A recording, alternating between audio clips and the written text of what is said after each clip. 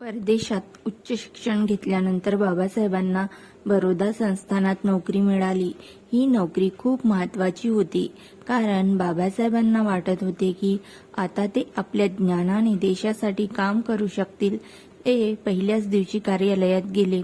कार्यालयात अनेक कर्मचारी होते, पण बाबासाहेब आत येताच सगळ्यांच्या नजरा त्यांच्याकडे वळल्या. काही वेळातच लोकांना समजले की ते दलित समाजातून आले आहेत आणि त्यानंतर वातावरण अचानक बदलले. फाईल फेकून देण्याचा प्रसंग. कार्यालयातील काही कर्मचारी बाबासाहेबांना फाईल हातात देण्यासाठी तयार नव्हते. ते काय करायचे? फाईल दुरून त्यांच्या टेबलावर फेकून द्यायचे, कारण त्यांना वाटायचे की बाबासाहेबांना स्पर्श केला तर ते अपवित्र होतील.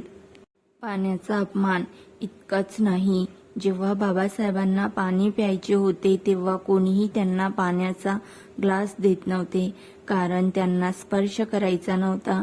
भावनिक क्षण. हा प्रसंग बाबासाहेबांसाठी खूप वेदनादायक होता. परदेशात त्यांना समानतेने वागणूक मिळाली होती, पण स्वतःच्या देशात मात्र त्यांना अपमान सहन करावा लागत होता. त्या दिवशी बाबासाहेब खूप शांत बसले, पण त्यांच्या मनात खोल वेदना होती. त्या अपमानातून जन्मलेला संघर्ष. बाबासाहेबांनी त्या अपमानाला कमजोरी बनू दिले नाही.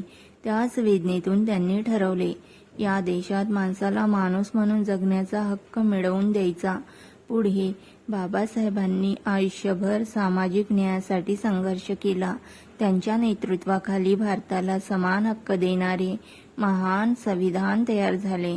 अपमान माणसाला मोडू शकतो, पण तोच अपमान इतिहास घडवण्याची ताकदही देऊ शकतो.